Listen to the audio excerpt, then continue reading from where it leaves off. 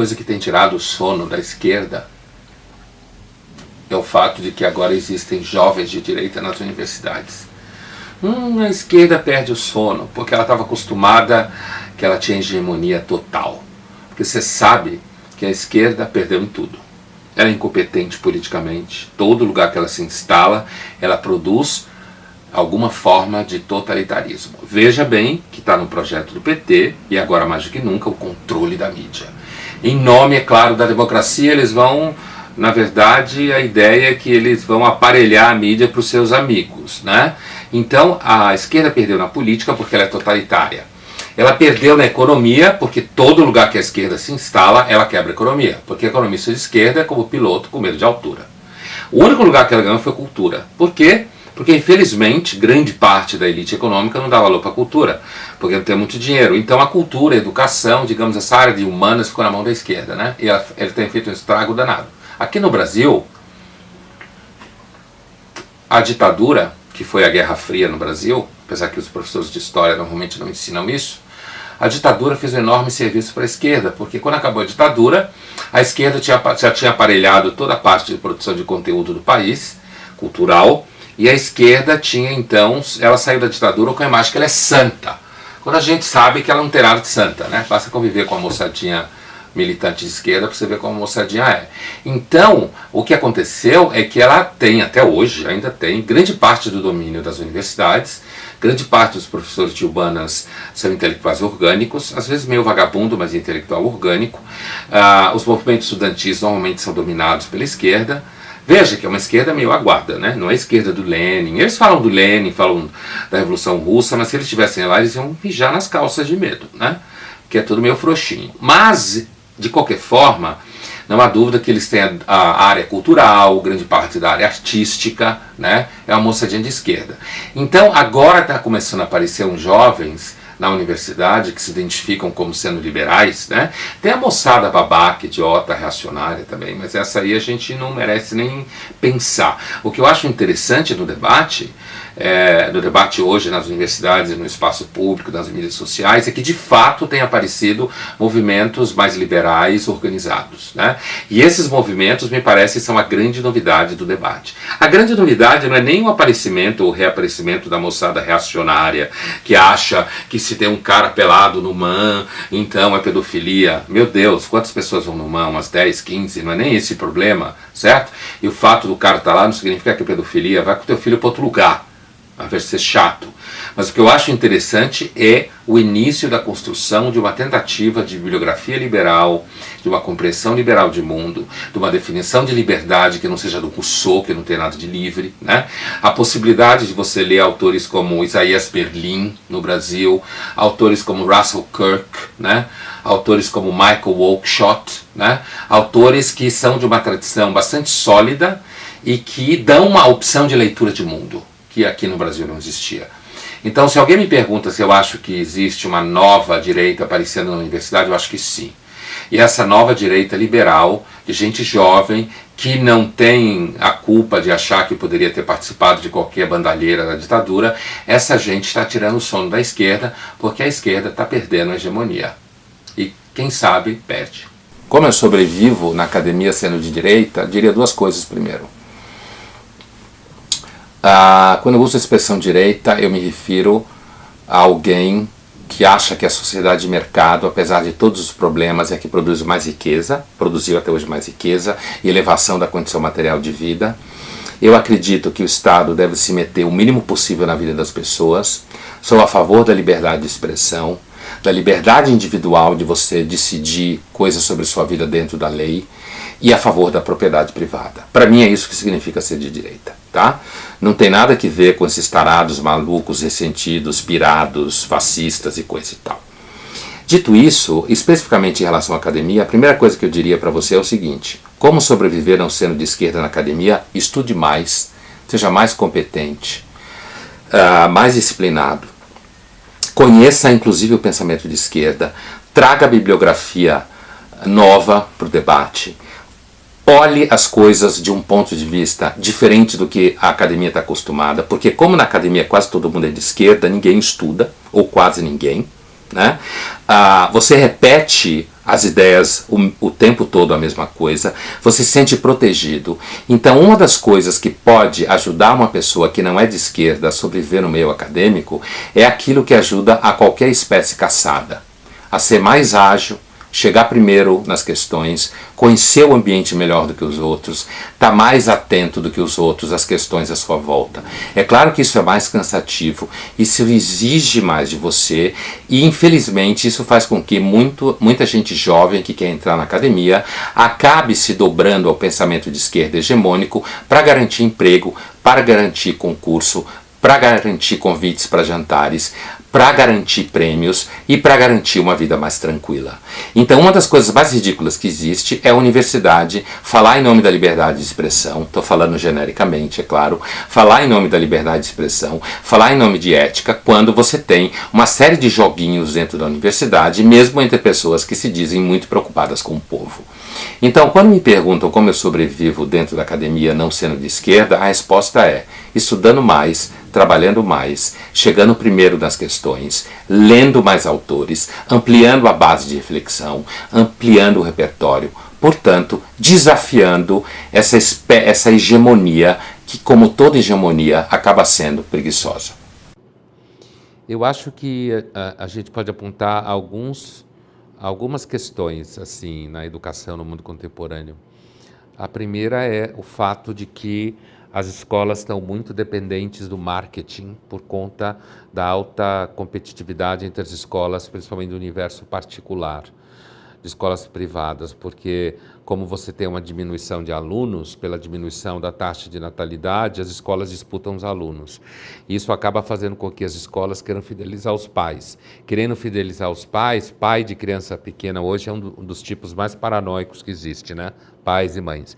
Então, querendo fidelizar os pais, que são cheios de teorias na cabeça de como os filhos devem ser, inclusive porque tem um filho só e projeta no infeliz todas as suas neuras, o resultado é que as escolas, para fidelizar os pais, têm que fazer com que os pais têm que fazer aquilo que os pais querem. O que os pais querem é que a escola seja uma usina de autoestima.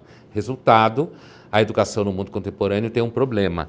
Esse problema é porque cada vez mais as escolas estão preocupadas em deixar os pais felizes, para garantir que eles continuem sendo clientes das escolas. E para isso eles têm que servir à vontade dos pais. A vontade dos pais é que os filhos não sofram, sejam fofos, lindos, que todo mundo ache que o seu filho é um Einstein, que sua filha é um Picasso, né? E, nesse sentido, esse é um problema da educação no mundo contemporâneo. Eu acho que um outro problema da educação no mundo contemporâneo é que se espera demais da educação. E os professores são mortais, muitos deles muitas vezes ganham mal, não têm tanto interesse pelo que faz, e muitas vezes é tanta expectativa que a escola, inclusive de criança, faça tanta coisa, transforme a criança numa criança linda, maravilhosa, com bons sentimentos, que no final das contas você nem sabe direito o que fazer. E aí também tem um vínculo com a família, que é o seguinte, como a família vai terceirizando os filhos para a escola, porque o pai e a mãe têm que trabalhar, então a expectativa com relação à escola e com relação à educação, que a educação deve ensinar você a amar as baleias, abraçar as árvores, não ter preconceito nenhum, nunca sentir ciúme, não ser inseguro, certo? Acaba que você tem uma demanda gigantesca e demais sobre a escola. A terceira e última coisa que eu diria, que eu acho um problema na educação contemporânea, é o fetiche com a discussão de inteligência artificial, uso de ferramentas à distância. É claro que durante a epidemia isso é fundamental, e é claro que isso é fundamental, né? O uso de ferramentas à distância. Mas o que eu me refiro como fetiche é a ideia, por exemplo, de que não é necessário haver uma dimensão presencial na educação. E que, sabe, quando inventaram o iPad, tinha umas escolas aqui em São Paulo bem bregas que exigiam que crianças de 4 anos tivessem iPad para assistir aula, né? Criança de 3 anos tivesse iPad, isso é brega pra cacete. Então, uma das coisas que eu acho que é um problema na educação contemporânea é que, às vezes, ela vira uma espécie de agência de ostentação de tecnologia, fingindo que isso é uma educação importante. Olha, recentemente eu vi um texto, né, num jornal importante em que se falava que os estudantes recentemente, no caso das escolas, não vou entrar aqui no mérito da questão da reforma que o governador propôs. Eu concordo que ele devia ter conversado melhor, mas a gente está longe de saber efetivamente da qualidade ou não da proposta de reforma nas escolas da rede estadual, justamente pela forma como foi proposta, que foi infeliz, muito violenta. Mas eu queria me ater mais a essa ideia de que cidadania é você ficar fechando a rua, né? A gente está no Brasil um certo surto, que é essa ideia de que cidadão é aquele que atrapalha a sua vida. Então, qualquer um resolve fechar a Rebouças, a Pedroso, a Paulista, a Consolação, impedir que você chegue em casa depois de um dia inteiro de trabalho, impedir que você chegue, por exemplo, no hospital, impedir que você chegue no cinema, impedir que você chegue no aeroporto, né? Ou seja, impedir, né? Então, eu acho muito louco que tem uma moçadinha inteligentinha por aí que relaciona cidadania a atrapalhar a vida dos outros. Eu acho que cidadania não tem nada com atrapalhar a vida dos outros. Cidadania tem a ver com o uso de mecanismos institucionais que estão aí justamente para mediar conflitos. Na hora que você começa a estimular jovens, ou seja lá quem for, mas o caso dos estudantes do nível secundário. Isso para não entrar no mérito de que ali no meio tinha os profissionais, né? A gente sabe que para bagunçar a cidade sempre tem uma moçada que ganha bem, né? E que vive disso, de atrapalhar a vida dos outros. Mas eu acho muito louco, eu repito, como é que alguém chega à conclusão que aulas de cidadania é você atrapalhar a vida dos outros. É você fechar as ruas e deixar as pessoas estressadas. Eu espero que em algum momento essas pessoas que de alguma forma são responsáveis pela formação dos mais jovens parem de falar essas bobagens por aí e parem de ficar estimulando meninos e meninas a saírem para a rua ao invés de estudar, e saírem para a rua e ficarem fazendo com que São Paulo seja uma cidade mais estressante do que já é. Olha, existe diferença entre professor de filosofia e filósofo. Do ponto de vista da história da pessoa, uma vez que ela tem escolhido estudar filosofia, e aí a empregabilidade mais direta é dar aula, seja em escola, seja em universidade, e no começo da carreira, as duas coisas podem estar misturadas, né? Porque o filósofo, eu vou lembrando aqui uma definição básica, mas muito interessante, do Gilles Deleuze, filósofo francês do século XX, no livro dele sobre filosofia. O filósofo é um artífice de conceitos, é alguém que produz conceitos, né? Acho que é uma definição bastante elegante. E a filosofia é uma arte de conceitos. Então, o professor de filosofia é normalmente compreendido como alguém que domina essa história da filosofia, né? Compreende como, ao longo da história da filosofia, muitos filósofos produziram conceitos, e ele apresenta esses conceitos para os alunos, dentro de uma chave histórica, normalmente, ou não necessariamente, e com isso ele mostraria aos alunos como eles podem aprender a produzir conceitos acerca de certos problemas que percorrem a história da filosofia. O bem e o mal, Deus existe ou não, a política, a ética, né, filosofia da linguagem, sei lá, vai aí um monte de áreas clássicas da filosofia metafísica, realidades para além da matéria. Agora, é claro que o professor de filosofia, se ele for professor de escola, ele normalmente vai estar submetido a programas, inclusive muitas vezes programas que vêm do MEC, que é um monte de burocrata chato, que só atrapalha o chão da sala de aula, e aí ele tem que percorrer esses programas, e aí, às vezes, o ensino da filosofia pode ficar, às vezes, um pouco burocrático. Por outro lado, também, às vezes, o professor de filosofia se transforma num pregador. Então, ele gosta de certos filósofos, então ele prega esses filósofos em detrimento de outros, porque, afinal de contas, tem que fazer recortes também num programa, não dá para dar tudo, né? Mas ele tem que ter um repertório para conseguir realizar esse trajeto pela história da filosofia, né?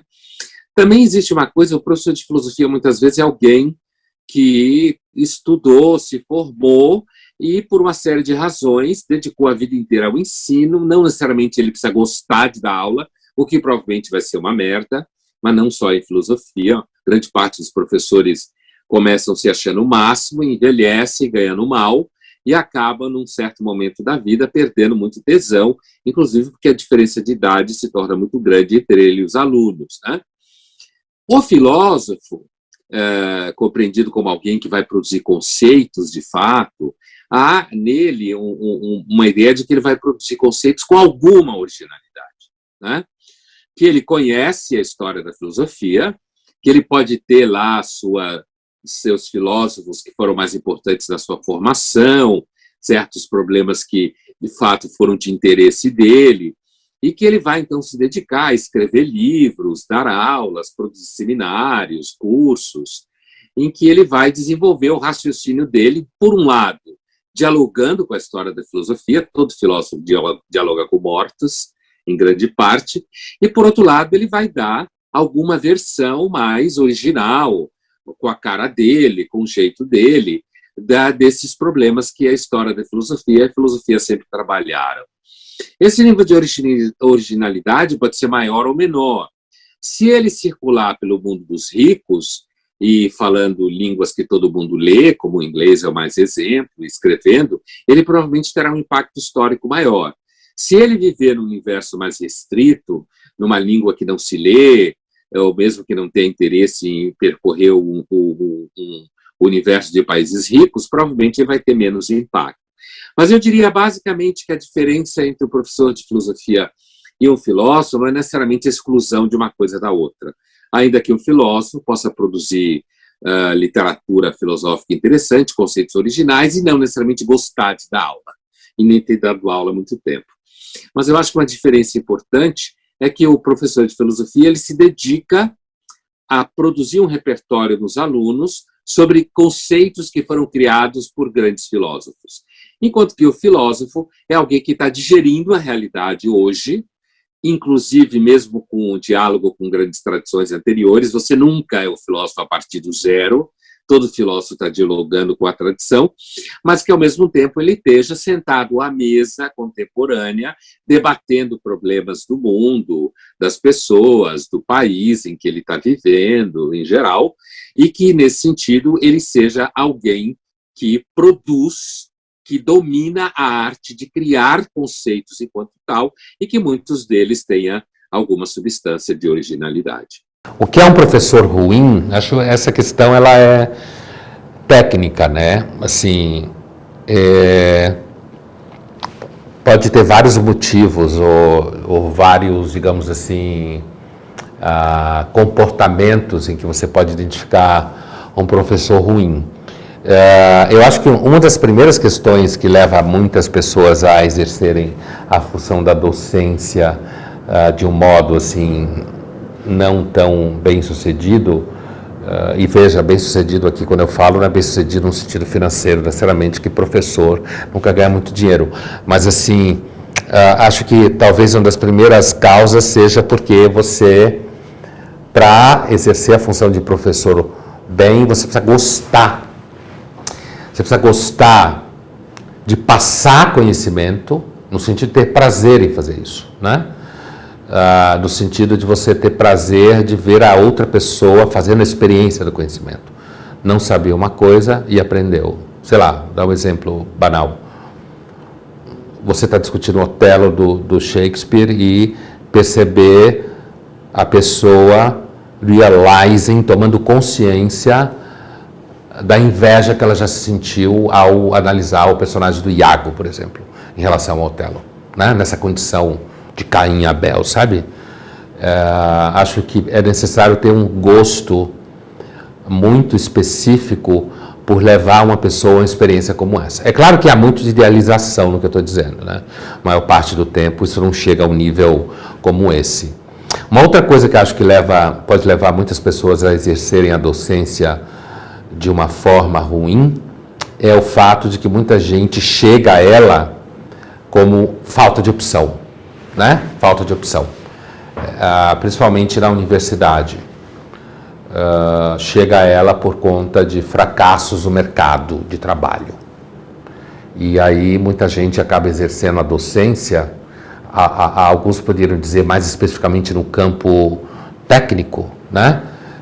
No campo de disciplinas técnicas, porque no mercado de trabalho não realizaram suficientemente bem e acabaram indo dar aula porque não conseguiram trabalhar, como alguns alunos traduzem numa linguagem mais imediata. Então acho que isso pode levar uma pessoa, e leva muita gente a exercer a função de modo ruim. Seja, então, porque não gosta, porque não tem talento no sentido do gosto que eu falava, seja porque chega nisso porque deu errado em outras coisas, então acaba sendo um professor ruim por causa disso. Mas eu também acho que, às vezes, um professor é ruim porque isso pode acontecer muitas vezes na área de humanas, porque ele acabou entrando no curso que era fácil na área de humanas, menos competitivo, por exemplo, e ele nunca gostou de estudar. Eu acho que essa é uma coisa que muitos professores de humanas acabam descobrindo. Não gostam de estudar, na verdade, né? Fazem o percurso lá oficial para compor os seus títulos, mas no fundo não gostam de ler. É uma das grandes tragédias que compõe o universo do debate da educação, é que você tem muito professor que não gosta de estudar. Então, isso acaba, e aí no nível muito maior do que uma discussão sobre educação no Brasil, é no nível de porque às vezes a área de humanas acaba sendo uma área muito pobre, né? Porque muita gente, no final das contas, não gosta de ler mesmo, não gosta de estudar e acaba não, digamos assim, desenvolvendo ou tendo contato com novas formas de reconhecimento e de entendimento do mundo. Então, agora, do ponto de vista de como se reconhece um professor ruim, além das causas que levaria alguém a ser um professor ruim, uma pessoa que não tem um certo molejo com o outro, né? Então acaba se tornando uma pessoa muito dura, muito exigente, muito crítica. Por exemplo, que não gosta de jovem ou de criança, se você for dar aula para criança. Então, como é que você vai conseguir ser um bom professor se você não gosta de criança, né? Ou se você não gosta de jovem, no caso da universidade? Então, um professor ruim é um professor que não gosta de entrar em contato com aquilo que ele tem que entrar em contato para ser professor. 1, conhecimento, 2, jovens ou crianças.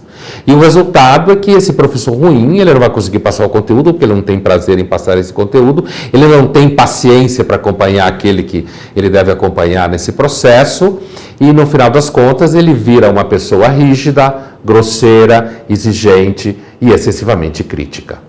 Eu já tive a oportunidade de criticar algumas decisões e posturas do governo Bolsonaro. Quando eu faço essas críticas, de forma nenhuma, o que eu quero dizer é que seria melhor se a gente estivesse continuando o PT do poder e tal. Inclusive, eu acho que a gente está sofrendo muito hoje no Brasil, inclusive com o Bolsonaro, em grande parte por culpa do PT e, digamos, da safadeza que ele aprontou nos últimos anos do governo em vários níveis. Mas o Bolsonaro tem metido os pés pelas mãos, ele parece governar achando que está na varanda do apartamento dele na Barra da Tijuca, no Rio de Janeiro, e uma das últimas pérolas dele, e com seu ministro da Educação, foi achar que o curso de Filosofia e Sociologia tem que ser destruído de alguma forma. Eu começaria dizendo, como eu já disse em vários lugares, que eu acho que devia fechar o Ministério da Educação, né? O Ministério da Educação só atrapalha, só cria burocrata, toma decisões como essa que pode impactar diretamente a compreensão da universidade no seu dia a dia. Por quê? Porque sobe toma uma decisão. Antes podia ser alguém do PT, tanto faz. Eu acho que o Ministério da Educação devia acabar, devia ser fechado, e a educação devia ficar a cargo, no máximo, dos estados, se não da prefeitura. Dito isso, essa última história do Bolsonaro e do seu ministro da Educação é mais uma prova do que eu falo que devia fechar o Ministério da Educação. Mas me parece que a ideia deles é a seguinte: as humanas estão dominadas pela esquerda, então o que a gente faz? Sufoca as humanas. É mais ou menos como aquela pessoa que entende que para curar o paciente você deve matá-lo de uma vez. E não vai curar o paciente. Só vai. Essa medida do Bolsonaro, como todas as medidas estúpidas que ele tem tomado nessas áreas de costumes e educação, como a censura do comercial do Banco do Brasil, quer dizer, o Bolsonaro parece que acha que ser presidente é ficar criando intriga e fofoca dentro do seu bairro, quando na verdade ele tem um governo na mão. Mas assim, essa medida recente me parece que ela é equivocada. Primeiro porque não dá o resultado que ele quer. Se ele está querendo criar um ambiente de uma percepção de realidade no país que não seja só de esquerda, o que o governo dele deve fazer é justamente estimular a arte, estimular espaços de debate, e quando eu digo espaços de debate, eu quero dizer o seguinte: estimular que a elite econômica brasileira, mesquinha na sua maioria, mesquinha, não acredita em ideias, não acredita em investir em estudo e pesquisa, devia estimular, sim, que os seus parceiros, a elite econômica, incentivasse jovens a se dedicar, incentivasse com grana, botar a mão no bolso, incentivassem que jovens de uma mentalidade mais liberal, que esses jovens pudessem ter espaços de pesquisa, de estudo e se dedicar a estudos como jovens de esquerda têm há muitos anos no país. Esse era o caminho. Não fechar a faculdade de filosofia. Pelo contrário, para além do debate direita e esquerda, os Estados Unidos, por exemplo, você tem mestrado e doutorado em universidades super importantes de graça. Por quê? Pelo entendimento de que essas áreas são áreas que necessariamente não geram dinheiro, mas que elas precisam ser mantidas, porque elas sendo mantidas é que aí você produz uma reflexão mais inteligente, você produz um pensamento público. Eu gostaria de perguntar para essa moçada aí, Bolsonaro e seu ministro da Educação, de onde vocês acham que veio as pessoas que ajudaram, inclusive, vocês chegarem no poder? No sentido de criticar a esquerda, mesmo que não associado à sua eleição diretamente, mas de onde vocês acham que veio as pessoas que produziram nos últimos tempos aqui no Brasil uma reflexão que não fosse só de esquerda? Das ciências humanas. Ela veio das ciências humanas. É claro que pode ter gente por aí que se diga filósofo e pratique filosofia e não tenha estudado. Mas isso é um outro objeto de discussão e não necessariamente tão óbvio assim. Mas de onde você acha que veio?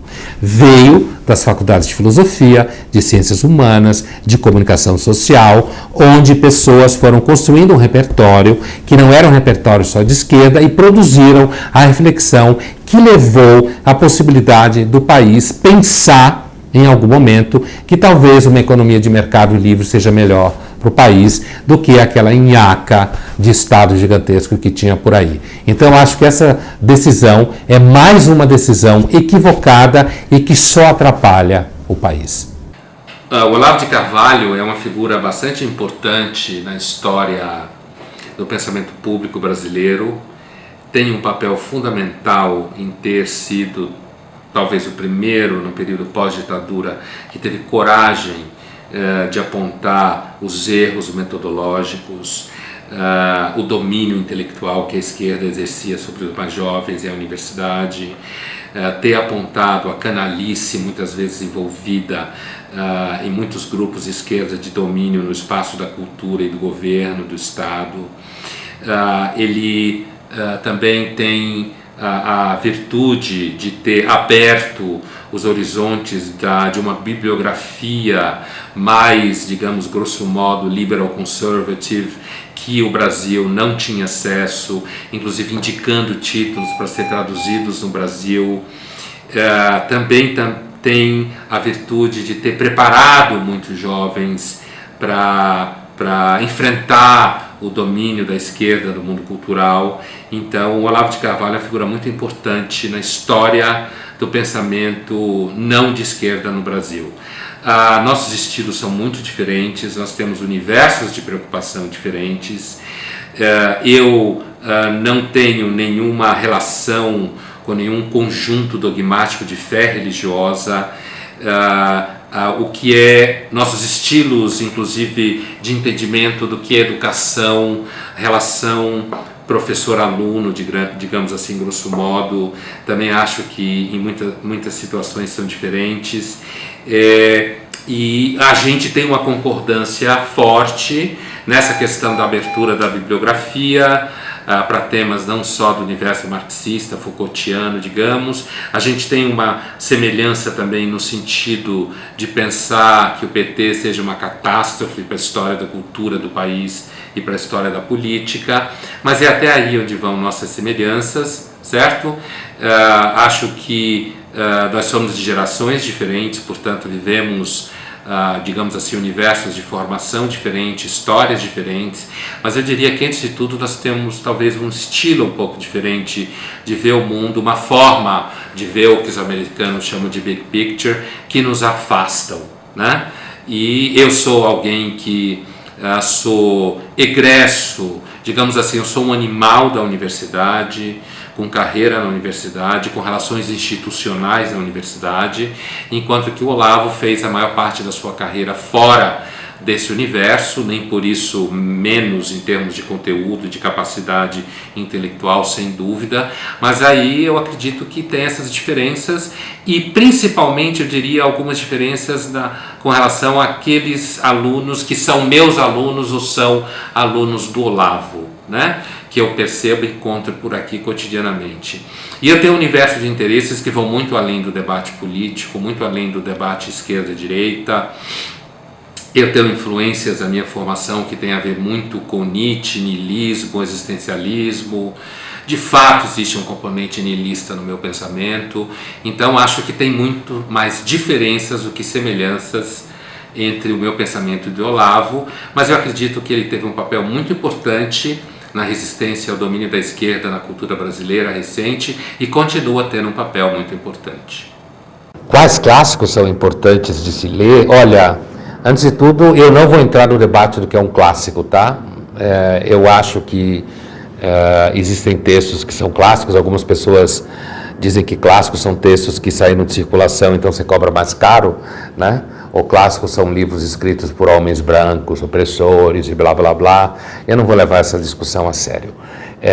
Eu entendo que clássicos são livros que permanecem e são lidos e relidos, e um pouco na linha do Ítalo Calvino lá do Por que Ler os Clássicos. São livros que nunca acabam de dizer o que tem para dizer, são livros que dialogam com momentos distintos da história e da sua história, são livros que impactam diferentemente no momento que você os lê na vida. Tem toda uma questão aí sobre o que seria um clássico. Olha, eu diria assim, no âmbito aqui brasileiro, eu diria, por exemplo, dos que eu conheço um tanto, Machado de Assis, é sem dúvida nenhuma um clássico. Memórias Póstumas de Brás Cubas, o niilismo de Brás Cubas, né, o cinismo, e pelo menos não tive filhos, então não leguei para ninguém o legado, não passei para ninguém o legado da miséria humana, né? O famoso final do Brás Cubas. É um clássico essencial aqui. Não só brasileiro, mas estou falando de clássicos aqui, autores brasileiros. Machado também, Dom Casmurro. A percepção de como uma obsessão afetiva, no caso ele, com a paranoia dele de que a Capitu teria traído, a obsessão afetiva dele contamina o leitor a ponto de você não conseguir de fato saber se ela traiu ou não personagem, porque o narrador está comprometido com o ciúme, né?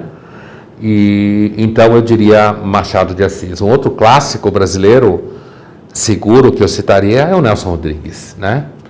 A ideia do Nelson, da vida como ela é, que é um deslocamento do foco do âmbito idealizado do olhar sobre o mundo, e o Nelson lá nos anos 60, 50, 60, 70, o Nelson captura plenamente um processo que hoje está plenamente instalado, que é o processo de uma certa mentira comportamental tomando conta do Brasil e do mundo. Que é essa, por exemplo, a tentativa de dizer que o desejo não pinga, como dizia o Nelson. O desejo é concreto, né? Não é abstrato. Então, eu citaria esses dois. Saindo do âmbito brasileiro, é evidente que, daquilo que eu conheço, eu diria Dostoiévski e Tolstói. A literatura russa é uma literatura sobre a qual eu já me debrucei. Crime e Castigo, o tema da culpa, tão revisitado pelo cinema. Quem a sério leu Crime e Castigo e não se encantou com o tema da culpa moral, do reconhecimento da responsabilidade moral no final do romance do personagem Raskolnikov, do quão ele cresce no momento em que ele percebe o quão responsável ele foi pelo que ele fez e que ele não matou ninguém porque ele é extraordinário, maravilhoso, está preocupado com a humanidade, ele matou porque ele simplesmente queria brincar de super-herói e brincar de alguém que não paga suas dívidas, né? Tolstói, Anna Karenina, por exemplo, né? Anna Karenina, no Dostoiévski a gente podia citar O Idiota, Irmãos Karamazov, né, que são outros livros dele. Anna Karenina, quer dizer, a experiência do perder-se por conta do desejo, né? Da autodestruição que a personagem passa por conta de uma paixão enlouquecida fora do casamento, que a leva a abandonar o filho, a destruição da vida com o marido, que chega no momento, inclusive, a perdoá-la, quer dizer, o investimento enlouquecido que ela faz aquela paixão, levando a completa destruição de todo o seu cotidiano, de seus relacionamentos e tal. Eu não vou dar spoiler no final do romance, apesar de que, se você não sabe o final da Anna Karenina, você é um coitado, né? É quase como não saber o final de Jesus Cristo, né? O que acontece no final da história. Mas não vou dar spoiler. Saindo então do âmbito russo, Shakespeare, né? Clássicos, Otelo e o tema da inveja do Iago, né? Assim, a possibilidade de você perceber o terrível, o quão é terrível você conviver com alguém que é melhor que você, né? Como é o caso do Iago com Otelo, ou Macbeth, né? A ambição desmedida e a percepção de como, às vezes, quando você está no processo da missão, você não percebe o quão longe você foi, o quão destrutivo você foi, ainda mais na época como a nossa, que tem esses coaching por aí dizendo para você que você tem que ser ambicioso a todo custo, que você tem direito ao sucesso e não sei o quê. Então, para não tornar uma história muito longa, eu diria Nelson Rodrigues, Machado de Assis, Dostoiévski, Tolstói e Shakespeare. Uma seleção básica de clássicos, se você quiser compor um repertório mínimo de sobrevivência. João Holtz, você me pergunta se eu sofro alguma forma de represália na vida acadêmica e se o meu trabalho é afetado de alguma forma. E a primeira resposta que eu te daria é não sofro. Não sofro pelo meu próprio temperamento. Eu sou alguém que está sempre, o tempo inteiro, preocupado em fazer as coisas que gosta. Então, na maior parte do tempo, não presto muita atenção nas possíveis represálias. Por outro lado, eu diria a você que sim. No sentido mais geral, não tanto eu, mas no sentido de que um dos maiores pecados da vida acadêmica é você fazer sucesso. A vida acadêmica gosta que você repita textos que ninguém lê, fale para poucos alunos e seja quase irrelevante, mesmo que você produza muitos artigos e pontue muito no chamado currículo Lattes. Agora, eu gosto da vida acadêmica, o que significa que, num certo sentido, eu não sinto represália na vida acadêmica, porque eu gosto do chão da sala de aula, eu gosto na pós-graduação, no mestrado, no doutorado, eu gosto da relação com os orientandos, então eu gosto do dia a dia da vida acadêmica. Portanto, digamos assim, as baixarias políticas que quase matam a universidade ainda não conseguiram matar meu tesão pela vida acadêmica. Mas você tem razão na sua suspeita. A sua suspeita está associada, à minha crítica à esquerda, né? Que a esquerda domina a vida acadêmica em grande parte e a esquerda funciona como uma espécie de enxame de abelhas, enchendo o saco de todo mundo.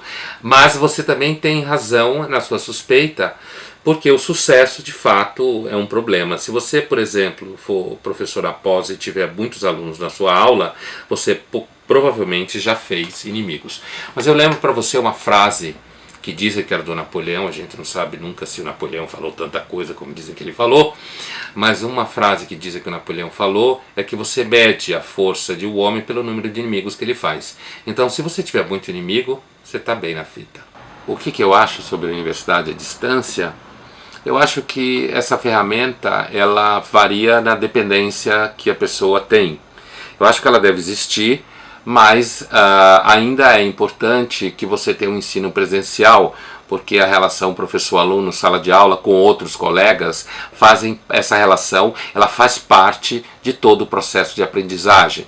Portanto, eu acho que se de repente todo o ensino fosse transformado em ensino à distância, seria uma perda enorme. Mas ao mesmo tempo, não há dúvida que se você mora num lugar muito longe, se você tem dificuldade de acesso e se você tiver uma boa internet, o que nem sempre acontece, mas se você tiver um ensino à distância, pode sim ajudar um monte de pessoas que não conseguem chegar até um centro onde ele tem um bom ensino. Portanto, eu diria que, como sempre, é uma ferramenta que pode ter valor em assuntos específicos, mas a febre de achar que o ensino à distância pode superar o ensino presencial é uma grande picaretagem. Eu gosto muito da vida acadêmica, né? Gosto do chão da sala de aula, gosto de orientar mestrado e doutorado. Agora, se você me perguntar se vale a pena a vida acadêmica hoje, eu acho que ela tem alguns problemas. Primeiro, por conta da necessidade de se tornar visível e mensurável, a chamada produção, na área das humanas, você acaba só produzindo artigos que ninguém lê, porque você quer pontuar no currículo Lattes, e você acaba se ocupando, numa reunião de colegiado, a última coisa que se ouve é a palavra aluno, porque a preocupação de todo mundo é fazer os relatórios CAPES, é pontuar nesses relatórios, porque senão você perde uma nota boa, né? Na pós-graduação, estrito senso, uma nota minimamente boa 5, né? 6 é legal, 7 é top, coisa de Deus, né? Ou de amigo, de gente da CAPES, então assim, ou de alguém que está ali avaliando, mas assim, afora isso, que eu acho que a vida acadêmica se tornou muito presa de uma burocracia da produtividade. Eu acho que, em parte por causa disso, muitas vezes na vida acadêmica o que se faz é uma produção irrelevante, né? Distante da realidade, e para servir a própria burocracia. E infelizmente tem alguns colegas que acham que quanto mais difícil for de entender o que você fala, significa que melhor você é.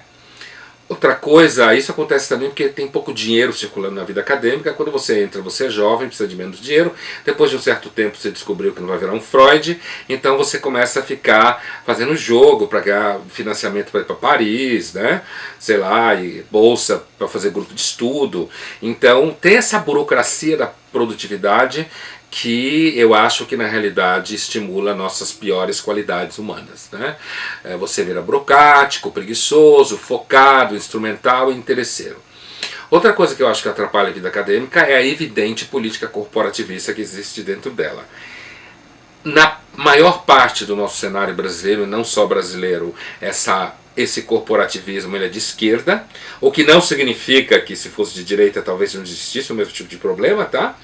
Essa coisa de você ser amigo e ter poderes nos colegiados e ter poder decisório, né? E às vezes você pode ter colegas que vão querer atrapalhar você, fazer com que sua aula não tenha aluno, para não acontecer sua aula, e aí você perder se o contrato depender disso, ou se o contrato de salário não depender disso, para esvaziar a sua aula, para você não ter discípulo, para ninguém se interessar por você.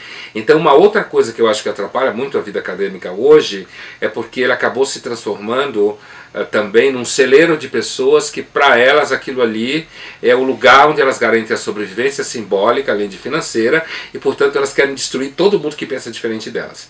Então você tem um corporativismo arrasador, certo?